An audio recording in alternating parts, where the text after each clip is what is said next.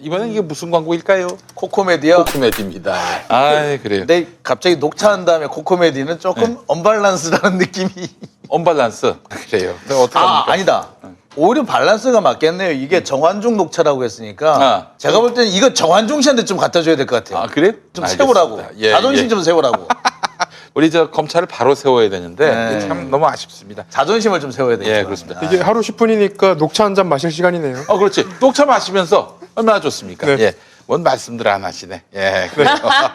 자, 남성 성기능의 혁명, 특허받은 의료기기인 코코메디를 소개합니다. 코코메디는 하루 10분, 정말 간편한 사용으로 발기부전, 조루, 전립선 문제 등 남성들의 성기능 고민을 해결해 줍니다. 또한 코코메디는 이게 들고서 있는 게 좀 부담스러우신가요? 예, 알겠습니다. 그럼 좀 내려놓고 본체를 들고 설명을 드리겠습니다. 코코메디는 미국 FDA 등록은 물론이고 식품의약품안전처로부터 성능과 안전성을 인정받아서 의료기기 3등급 승인을 받은 제품입니다.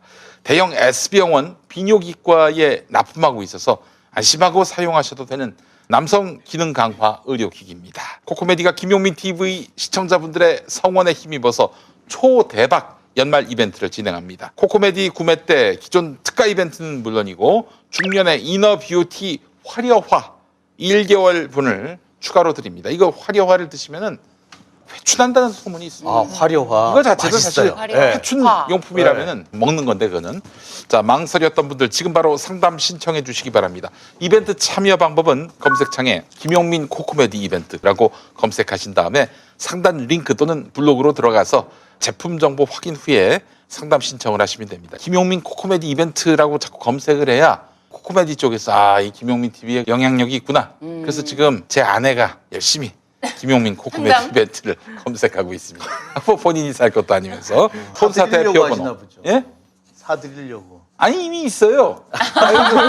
써보라고 줬는데 하나로 가지고 안 되는구나. 아니 쓸 일이 없어서 제가 아직 써보지 못했지만은 써보신 분들은 아주 정말 대단하다는 그런 정말 일관된 한결같은 반응들을 보이고 있어요. 08069-7000번으로 전화하셔서 부담 없는 무료 상담 받아보시기 바랍니다. 개인정보는 노출될 일이 없습니다. 걱정하지 마시고요. 지금까지 코코메디를 내가 직접 써봤다라고 얘기한 사람은 MC 장원밖에 없습니다. MC 장원. 용감하다. 사용한다고 한 지 좀 오래되지 않았나요? 그렇죠. 예, 네, MC 장원이 그러면서 나보고 자꾸 써보라고. 코코메디의 구매자가 드러난 사람은 MC 장원밖에 없어요. 네. MC 장원 한 명일 수도 있습니다. 네. 여러분. MC 장원이 맨날 나보고 하는 얘기가 중고로 팔 때니까 형이 사라고. 지가 썼던 거를. 예, 알겠습니다. 참 나쁜 놈. 개인정보 노출될 일 없습니다. 안심하고 부담 없이 상담 받으시기 바라겠습니다. 코코메디였습니다. 감사합니다.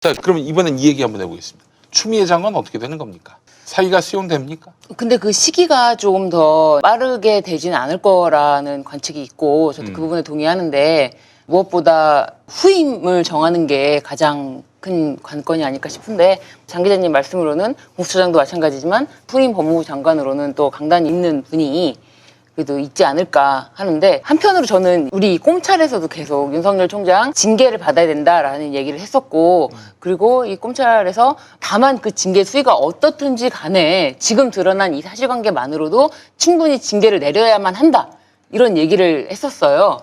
어떻게 보면은 이제 그렇게 얘기가 했던 것이 실현이 됐는데 얘기를 하면서 이제 우리가 더 커졌던 것 같아요.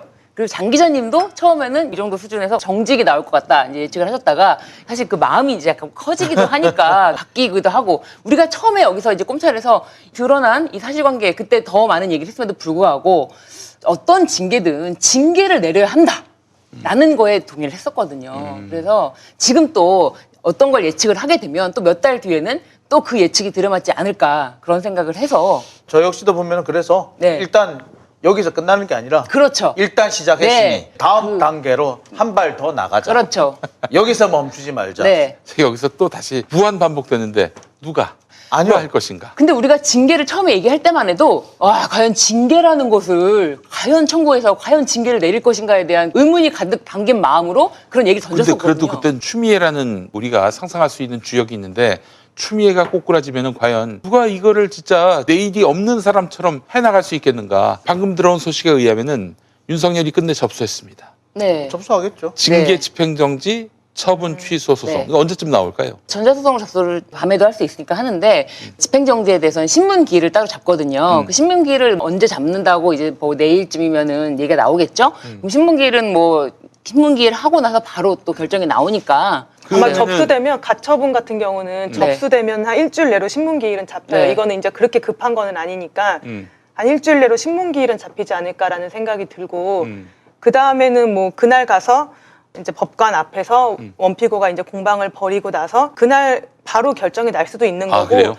재판부 판사의 어떤 판단에 따라서 몇 차례 서면 공방이 있은 다음에 결정이 날 수도 있는데 대략 아무리 길어도 이때쯤은 나올 것 같다라고 판단되시는 시기가 있으세요? 글쎄요, 저는 사실은 그 전에 이제 직무집행정지 가처분 처음에 있었던 경우에는 워낙 뭐 급박하다고 생각이 들 수도 있어서 그럴 수 있었다고 보는데 지금 징계위원회 결정이 한번 이제 나왔고 지금 징계 사유에 대해서도 기속력 있는 어떤 판단이 한번 나온 거기 때문에 재판부도 이거를 쉽게 판단하기는 조금 어려울 것 같아요. 쉽게 집행정지를 할 수 있다 없다 이렇게 좀 심도 있는 검토를 해야 근데 되지 뭐 않을까 싶어요. 가부간에 결론을 내려야 되는 거 아닙니까? 결론은 언제쯤 나올 수 있을까요?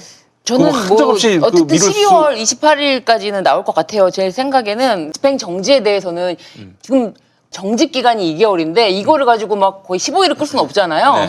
그렇기 때문에 최소한 내일부터 해가지고 일주일 내로 24일 정도의 신문기를 잡고 그다음에 늦어도 25일, 6일 어간엔 나오지 않을까 저는 그렇게 만약에 예. 그때 윤석열 닥쳐라 이 징계는 문제 없다 네. 라가 나온다면은 이건 또 본안 소송은 아니지 않습니까? 그렇죠. 가처분에서 이런 결론이 나온다면은 본안에도 아무래도 영향을 미치긴 하겠죠. 그렇지만 본안은 일단 시간이 걸리니까 이게 본안 판단을 할 때쯤이면 정말로 어떻게 보면 많은 시간이 지나간 후이고 이게 정말 위법한지 아닌지에 대한 판단만 남아있겠죠.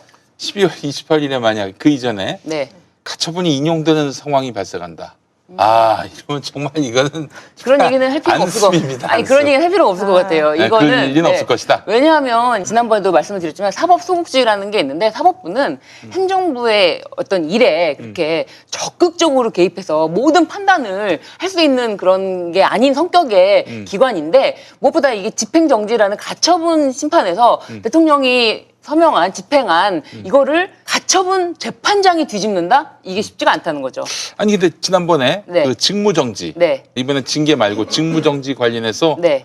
일단은 가처분을 인용했잖아요. 네. 윤석열이 제기한 가처분을 네. 인용해서 결국에는 직무정지가 풀리고 돌아온 거 일주일 만에, 아니겠습니까? 네. 근데 이거에 대해서 지금 법무부가 서울 고법에다가 항고를 한 거죠? 네. 네. 항고를 했잖아요. 만약에 이게 받아들여진다면 네. 항고는 이제 실익이 없어졌죠. 실익이 이미 없어졌어요? 징계 처분에 대해서 네. 징계로 인해서 본안이 징계. 그러면 그거 관련해서 더 이상 논의할 네, 더 이상 그거는 논의할 일은 네, 이제 없는 거고요. 알겠습니다. 아니 나중에 2달 지난 다음에 판단이 나와서 직무정지가 옳았다 이렇게 나오게 되면은 계속 직무정지가 되는 건 아닌가 그 싶어서 윤석열 총장 측에서 제출한 이제 집행정지 소송 내용을 좀 봤는데요. 재판부 문건에 대해서는 증거 없이 독단적인 추측으로 징계를 했고 채널A 사건 감찰 방해와 관련해선 진상 확인을 위해 녹음 파일을 확보할 필요가 있으므로 방송사에 녹음 파일을 요청한 상태에서 감찰부장에게 녹음 파일 확인 시까지 기다려달라고 한 것으로 감찰권자인 검찰총장의 감찰기술 관련 정당한 지시라고 주장을 했고요.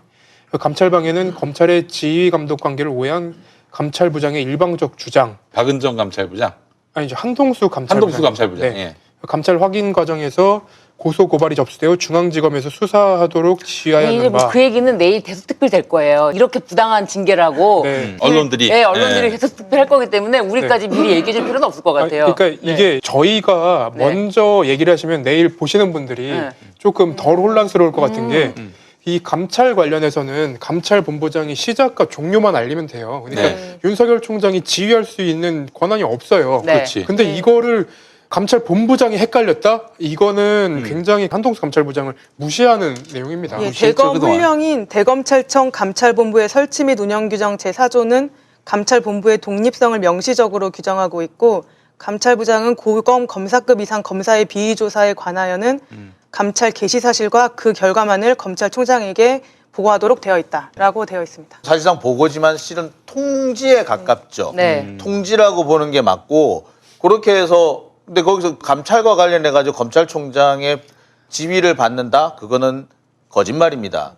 그다음에 판사 사찰 문건 같은 경우는 문건이 나와 있는데 뭐가 증거가 없다. 아니, 저는 진짜 이번 시간에 저는 제일 열심히 준비를 했던 게 사실 이 부분이거든요. 네. 그러니까 재판부 분석 문건에 대해서 이제 징계위원회에서 판단한 내용을 조금만 설명을 드리면 일단 그 대검 수사정보정책관실에서 이러한 재판부 분석 문건 작성을 할 수 있는 그런 권리가 없습니다. 처음에 판단을 한 게 이거는 검찰청 사무기구에 관한 규정에 따르면 수집 관리할 수 있는 정보가 수사정보임을 분명히 하고 있고요. 그다음에 재판부 분석 문건의 내용을 이제 징계위원회에서 어떻게 판단을 했냐면 이제 문건의 내용을 두 가지로 분류를 했어요. 그러니까 재판부의 정치적 이념적 성향을 단정적으로 규정하여 법관의 부정적 이미지를 만들기 위해 필요한 정보들이 포함되어 있다. 예를 들어 정교조 법의 노조 철회 요구하며 경찰과 충돌한 시위제 4명에 각 징역 1년 6월, 집행유예 4년, 가로 열고 경찰 간의 2, 3주 상해 가한 사한 검사 실형 구형이라는 부분을 보면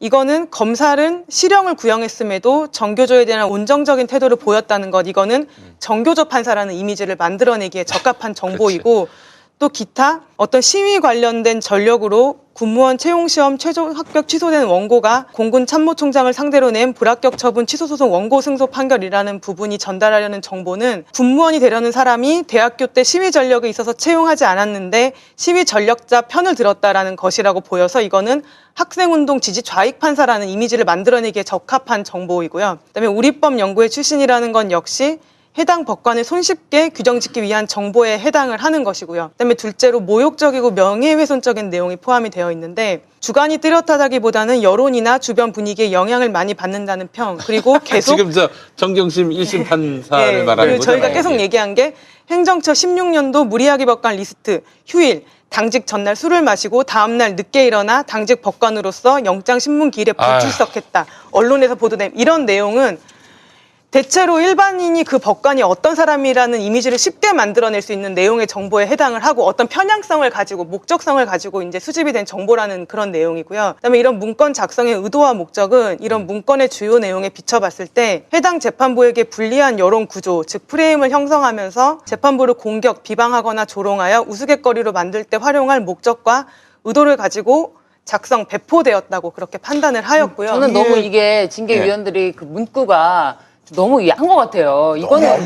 이거는 위법한 증거 수집 및 공소 유지 및 공소를 위한 활동과 전혀 관계없는 위법한 활동임이 분명하다라고 얘기를 해야 그래서 되는 이게 거라서. 보면은 법적으로도 법령의 근거 없이 위법하게 수집하여 이제 제3자에게 제공한 것으로 개인정보보호법 위반한 행위이고 직권남용 권리행사 방해의 점은 변론으로 하더라도 적어도 직무의 범위를 벗어나 부당한 지시를 하는 행위로서 검찰청 공무원 행동강령을 위반한 행위다라고 판단을 했고 이게 굉장히 이제 심각한 내용인 것이 지난번에 판사 전국 법관 회의에서 이 내용이 이제 뭐 어떤 의결로서 공식적인 입장을 표명하게 되지는 않았지만 그래도 그것이 이제 회의에서 심대하게 논의가 된 것은 맞거든요. 그리고 이게 잘한 일이다, 문제없는 일이다라고 말한 판사는 아무도 없었던 것으로 알고 있어요.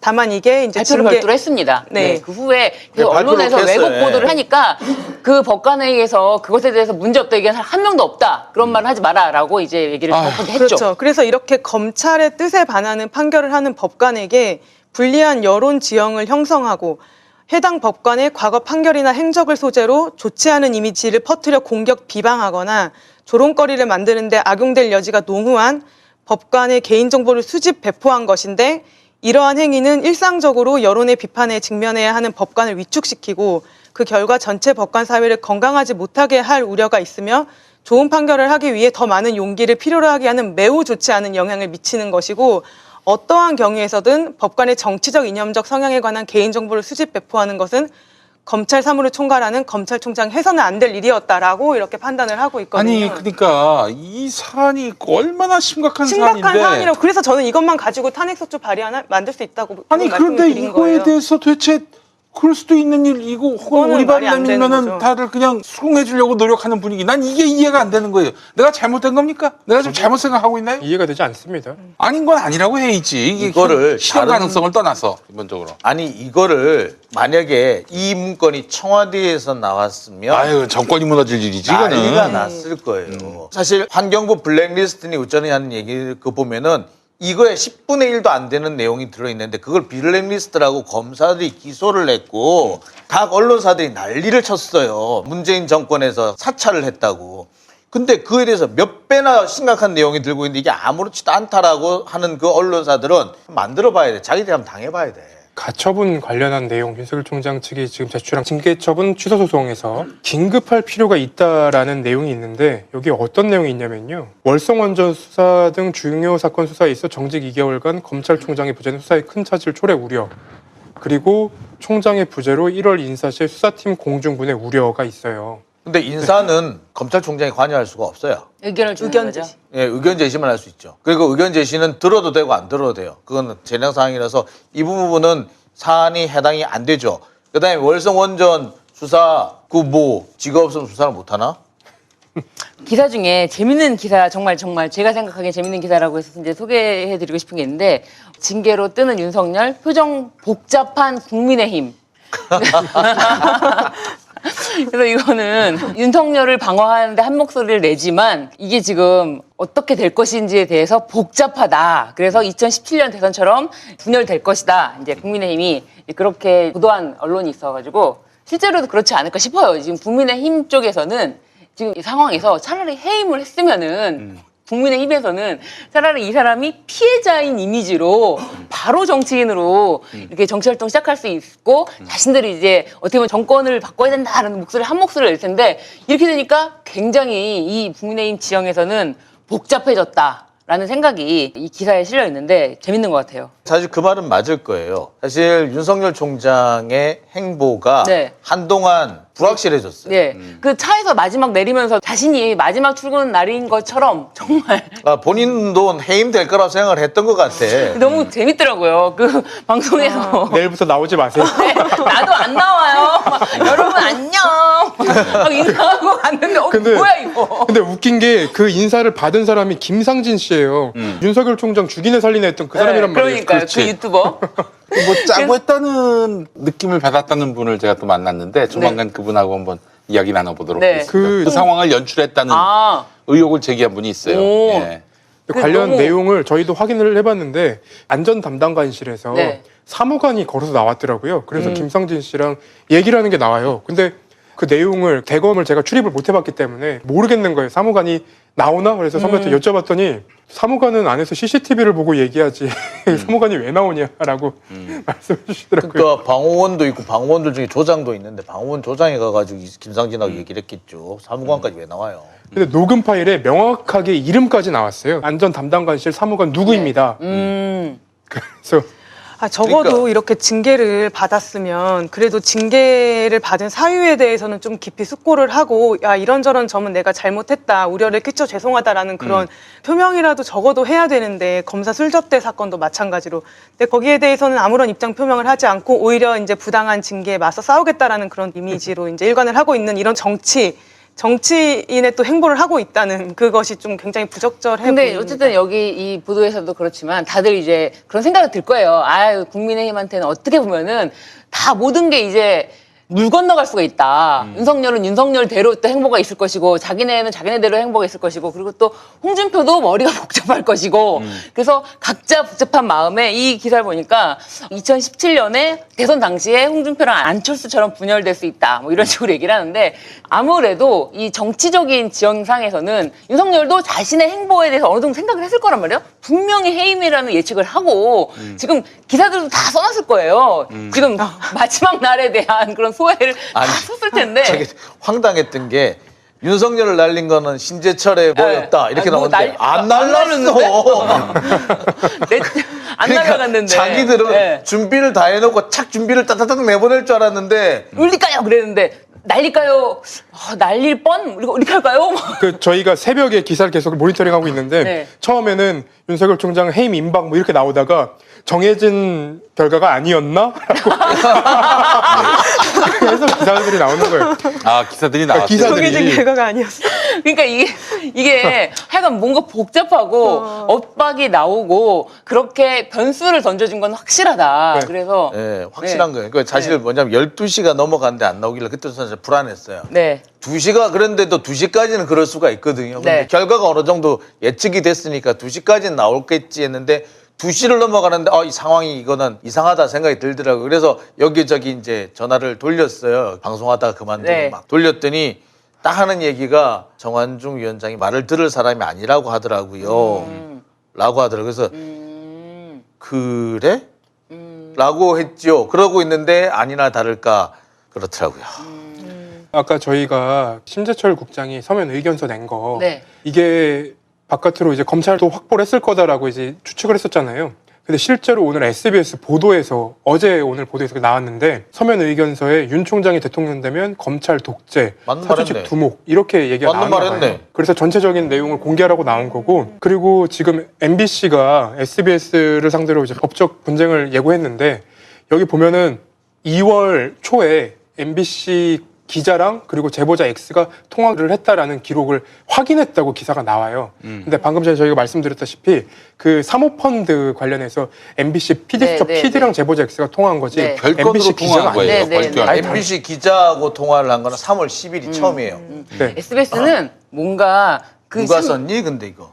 이거는 지금 MBC가 반박 보도를 하면서 반박 나온 반박 건데 보도에서 한 거라서 SBS는 좀 그렇더라고요. 뭔가 아니 그러니까 이 부분은 사실 다 알려졌던 네. 내용이에요. 왜냐하면은 제보자 X가 처음 뉴스공장 나오고 그 다음에 사모펀드와 관련된 보도가 나오면서 이렇게 됐었다라고 하고 그 다음에 이제 검언 그렇죠? 유착 사건이 네. 나왔을 때 네. 제보자 그 X 사람이 측에서 그 얘기를 했어요. 네. 내가 이런 네. 와중에서 이런 얘기를 받아서 네. 이렇게 됐는데 그걸 PD수첩팀이 얘기했더니 PD수첩팀이 넘겨준 거다. 이미 다 나왔던 얘기예요. 맞아요. 뉴스타파에서 그분이 연재로 몇 편이나 나왔었어요. 몇 번이나 나왔던 얘기. 근데 이거를 가지고 이제 와서 뭐 이렇게 짜맞추기를 한다고 되는 게 아니라 우리는 뉴스타파 연재에서도 다 이미 그렇죠. 다 나왔던 나왔던 거예요. 얘기예요. 자신이 어떻게 그리고- 남부지검에서 일을 했나. 그리고 저희가 아까 그 첫 번째 단독 보도를 한 매체가 헤럴드 경제예요. 그 이정화 검사의 전원을 가지고.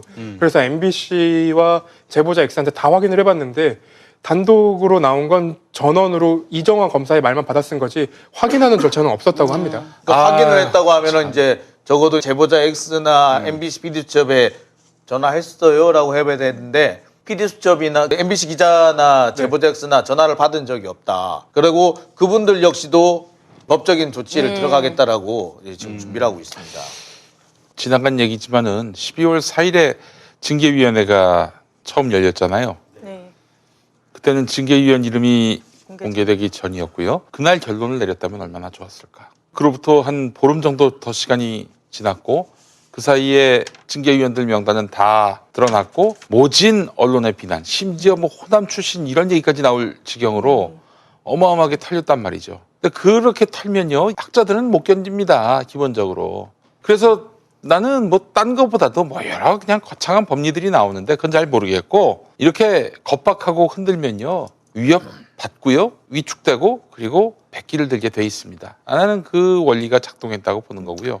이게 대단히 잘못된 신호를 보여준 것이다. 만약에 그와 관련해서 신상의 어떤 그런 공포가 있어서 정상적인 징계 심의를 할 수가 없다라고 판단되면은 예비위원으로 바꿨어야 했다고 생각을 합니다. 아니요. 거기에서 난 사퇴한다 그랬어야죠. 발표를 하고. 내가 이런 상황을 처했는데 도저히 이런 상황에서 위협을 받아서 공정한 징계를 할 수 없다. 그래서 네. 이제 예비 징계위원으로 바꾸면 될 일인데 안 했단 말이에요. 그래놓고는 또 그런 말도 안 되는 판단을 내렸고. 나중에 또 핑계로 뭐 해임이 마땅한데 예? 뭐 이래서 이랬다. 이런 핑계거리를 쓰는 거 아니야.